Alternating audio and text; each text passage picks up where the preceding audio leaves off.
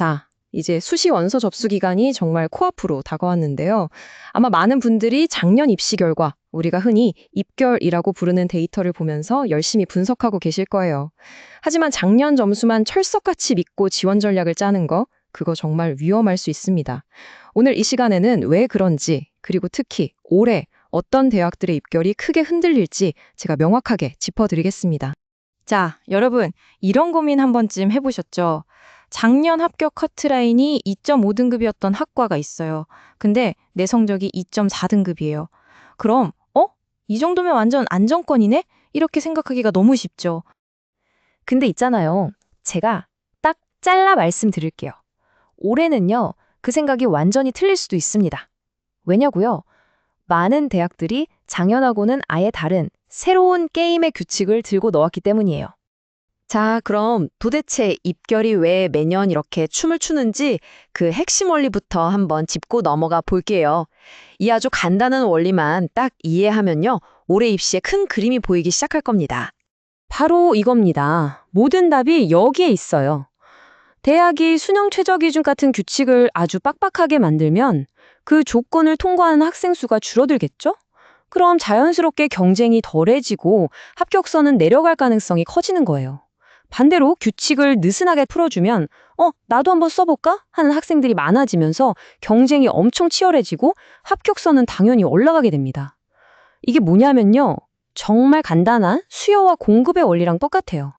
자, 그럼 이 원리를 가지고 첫 번째 케이스부터 한번 볼까요? 규칙이 더 까다로워져서 오히려 우리에게 기회가 될 수 있는 대학들 지금부터 살펴보겠습니다. 가장 먼저 주목해야 할 곳, 바로 성균관 대학교입니다. 올해 정말 큰 변화가 있어요. 성균관대가요, 원래 서류만으로 뽑던 융합형 인재 전형에 올해부터 갑자기 수능 최저를 딱 만들어버렸어요.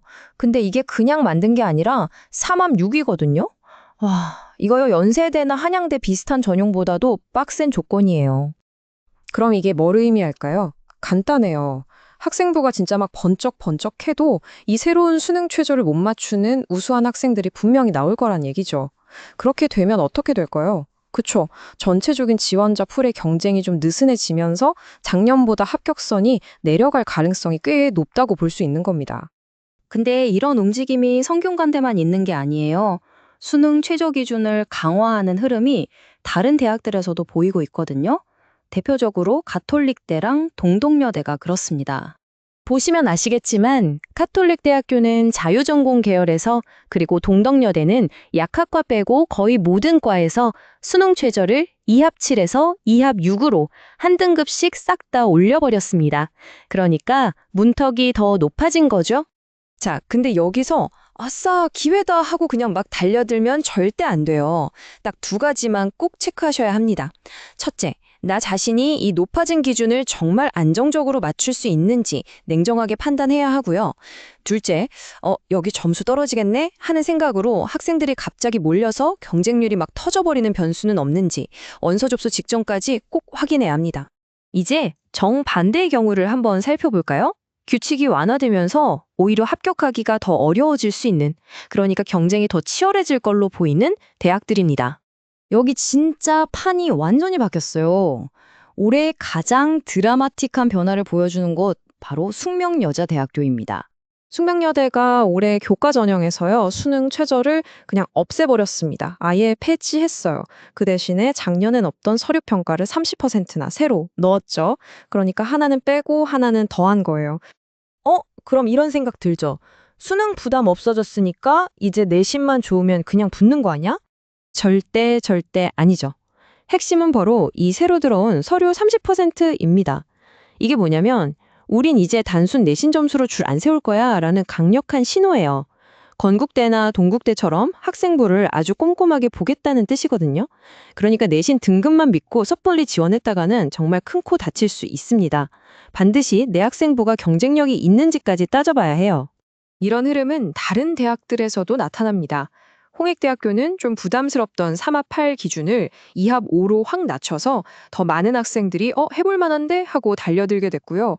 숭실대학교는 자연계열에서 수학이랑 과탐을 꼭 봐야 한다는 조건을 없애버렸어요. 이게 무슨 말이냐면 사회탐구를 본 문과 성향 학생들까지 자연계열로 넘어올 수 있는 길을 활짝 열어준 거죠. 그러니까 이 두 대학 지원자 폭발하고 입결 올라갈 가능성이 진짜 높습니다. 자, 마지막으로 작년 데이터가 거의 의미가 없어진 아예 다른 게임을 해야 하는 대학들을 좀 볼게요. 여긴 정말 조심해야 돼요. 가천대는요, 와, 진짜 파격적입니다. 학생부 우수저 전형은 내가 본 과목 중에 제일 잘 본 10개 성적만으로도 평가받을 수 있게 해줬고, 지역균형 전형은 무려 5등급까지 내신 만점을 줘요.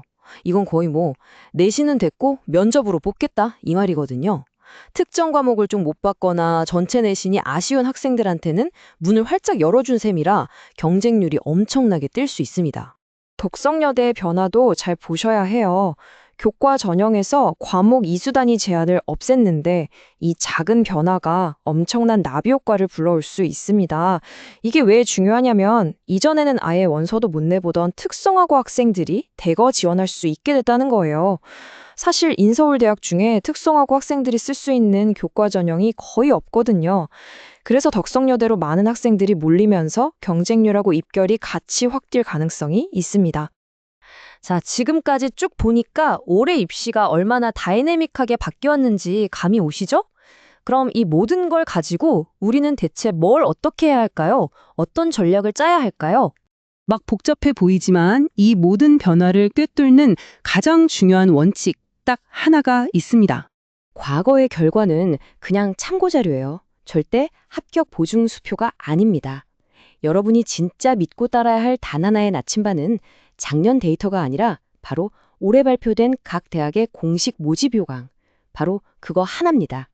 제발 꼭 지원하려는 대학의 모집 요강을 꼼꼼히 펴놓고 작년하고 뭐가 달라졌는지 하나하나 체크하는 것부터 시작하세요. 그게 성공적인 수시 지원의 첫걸음입니다. 오늘 본 것처럼 작년 데이터는 이제 더 이상 정답이 아닙니다. 자, 이 변화들 중에서 여러분의 마음을 가장 흔든 대학은 어디였나요? 오늘 제가 알려드린 이 정보들로 여러분만의 필승 전략을 꼭 세우시길 바랍니다.